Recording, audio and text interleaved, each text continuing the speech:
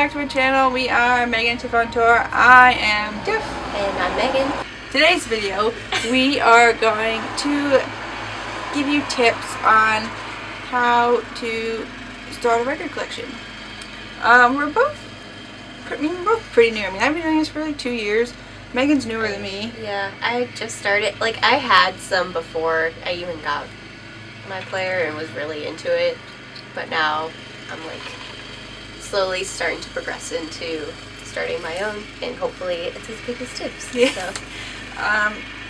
I think a lot of people are starting to do record collections now. I think it's like the hip thing to do. It's kind of... We're hipsters. Yeah.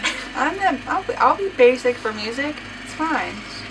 I mean, everyone's getting into it now, so we figured the younger generation that's coming up don't know how to start a record collection, so we're gonna start and give you some tips.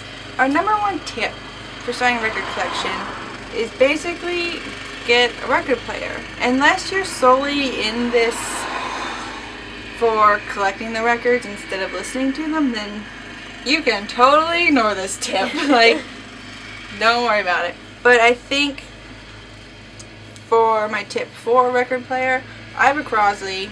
I know a lot of people shit on Crosleys, but I have not had a single problem. If you want to buy a Crosley, buy a freaking Crosley. I have a Victrola, which is basically a Crosley. Mm-hmm. So yeah, I mean, it's what my parents could afford. Yeah, I mean, so if you're starting out with a record collection and all you can afford is the cheapest one, then just buy it and then save up for a nicer one later down the road. Like, buy cheap, because what if you start collecting records and you don't like collecting records, so you didn't waste $200 on a record player. So I have no problem with Crosley. Apparently it's a hit and miss. I don't know. I don't have any problems. But I mean, you should know if your record player is causing your records problems, then definitely get a new one. I mean, it's get what you like. yeah. I mean, if you want to get the little pretty suitcase like I have and she has, go for it. There's nothing wrong with it. I mean, my dream one is an Audio Technica. Yeah. I really want the pink one from Urban Outfitters, but I mean, I couldn't afford one at the time, so I just went with Crosley, and it's fine. If you need any places to get a Crosley or what you have, you can ask. We'll find places for you. I got mine on Zulily. If you shop on the Zulily app, I got mine for like $60. My parents got mine at Kohl's. Yeah, on Black Friday too. Right? Yeah, Black Friday. So not only was it a little like the Crosley price, but it was a little cheaper too because it was Black Friday sale. That's great. So that could be another thing, is like look out for sales. Yeah, look for sales. Because you could get one for a decent price. Yeah. Okay, so number 2, you should make sure you have the storage. Unless you're like solely going into this and getting 3 records, then the storage doesn't matter. But if you're like me and you're like, I'm going to stock up on hundreds of them, make sure you have the storage, because I did not. I just put them in like my TV stand, and I had them. Do not stack them on top of one another. Apparently that's really bad, and I did that. You're supposed to have them standing straight up, but it's not great. I then graduated to, what are those things called? Crates. I had 2 plastic crates from Target I got for like $1 each. They were on clearance, so I got them for the time being. But then I was like, it still wasn't great, because apparently you're not supposed to put them in crates either. But whatever. Then I got a really nice cabinet that I'm looking at right now at Target. I had a gift card and it was on sale. I can put a little clip of what my record collection setup looks like in here. And it's the greatest. I mean, I think it's perfect. They're sitting straight up. No one can yell at me for not having them straight up. They're sitting straight up, people. What kind of storage do you have? I have like this little box. It has like a lid on it, but they're standing straight up. But I only have 6 right now. Well, 8. Actually 8, because I got my pre-order. I have 8, so I don't have that many to actually store right now. So they're kind of just like sitting right next to my record player. You don't have to worry about big space. Yeah. But I'm sure, hopefully, in the near future, Yeah. it'll grow a little more. I grew my collection pretty fast, so I needed that storage quickly. So if you're not growing your collection fast, then the storage is something you need to look for down the line. Our tip number 3 is get your favorite albums and artists first. Like, say, my favorite artist is All Time Low, so my first record I bought wasn't All Time Low, so the first record I bought was actually 1975, and I knew it was, like, at the time it was one of my favorite albums, so it was like, I know I want this, and that's the first thing I bought. And then I bought, like, the main, like, I know they're my favorite albums, I went for them, I bought them. But now I'm just kind of filling in, and I went and bought all my favorite artists, and, like, do that, and then you can start filling in here and there. My first one that I got, well, they were technically at the same time, so I guess I bought them together. It was All Time Low's Future Hearts and Halsey's Room 93, which are both pretty great albums. Well, one's an EP, but anyways. And then I got Panic at the Disco's Death of Bachelors. That's not my favorite of Panic, but I do love it's your favorite artist, Panic. so yeah. My favorite one's actually Too Weird to Live, which I have, and I got the Hot Topic one, so that's cool. But yeah, I just try and go for my favorite artists first. Yeah, I think and which ones are available. If you're buying records that say aren't your favorite, records cost a lot of money, so if they're not your favorite album, they're not your favorite artist, you're not going to listen to it that much. I can tell you that. Like, I have stuff that came from, like, my vinyl subscriptions that I haven't even touched yet because I don't know who they are, so I'm just not going to listen to them that much. But they're nice to have, I guess. But I definitely listen to, like, my all-time lows more. So definitely get your favorite albums first and then fill in slowly with other artists. Number 4 is shop your record stores, shop around, look for deals, surf some bins. Amazon has great deals, look for sales, support your local record stores. They always have good prices. I actually got a lot of my old ones at, like, auctions. Yes, like auctions, flea markets. Sometimes you can get, like, a big, like, crate of records for cheap. Yeah. Like, it Yard doesn't sales. mean you necessarily like them, but you might discover somebody you never heard of before. Yeah. And like them. Check that stuff out. Yeah. There's also, like, going through the used crates at record stores. Yeah, that'll definitely bulk up your collection. And along with shopping around vinyl subscriptions, I have the one from Vinyl or VNYL that will definitely stock you up. I've done it for 8 months and I have tons. Shop around for record subscription services and that'll definitely build your stuff up. Number 5 tip is to buy exclusive albums. Like, I myself have definitely passed up on stuff that I regret passing up on. And, like, what I mean, I guess I'm not really explaining it well.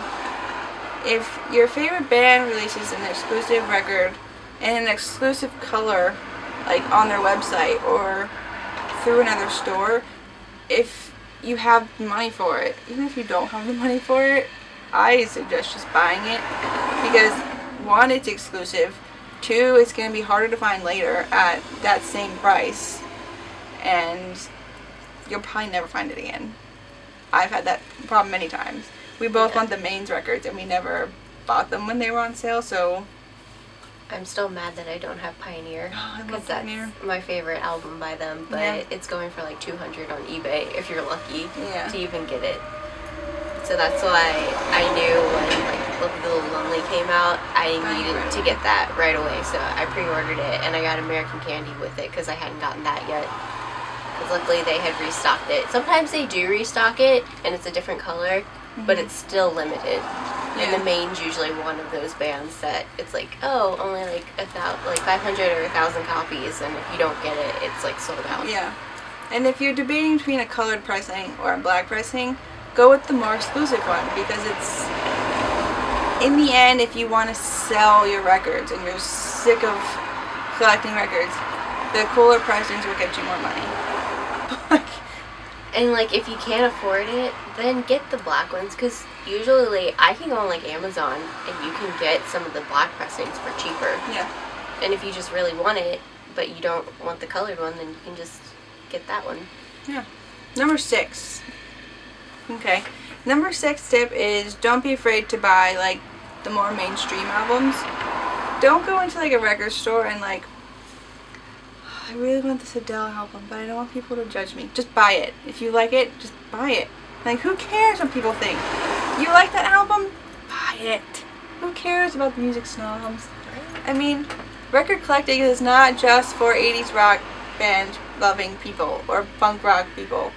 I have all of Taylor Swift's records on vinyl. And I bought one at a store and I didn't care what people saw. I mean, just buy, if you like the record, buy it. And plus, it's the ones that you can jam out to anyways. You're listening to it, not them. Like, you'll be in your room anyways, Yeah. just listening to it, so just go for it. Who cares if they're judging you? Freaking music, like, deal with it, people.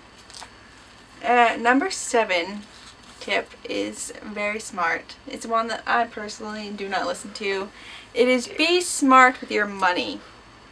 If you do not have the money, then I do not suggest starting a record collection, or I suggest going slowly, because I started it and I went pretty quickly, and I mean I spent a lot of money, and I mean I probably could have found things cheaper other places, but be smart, please. Like, shop for deals. I mean, say you see something on eBay, it's like an exclusive copy of something, and it's like $100. Look for somewhere else that has it. Maybe somewhere has it for $50.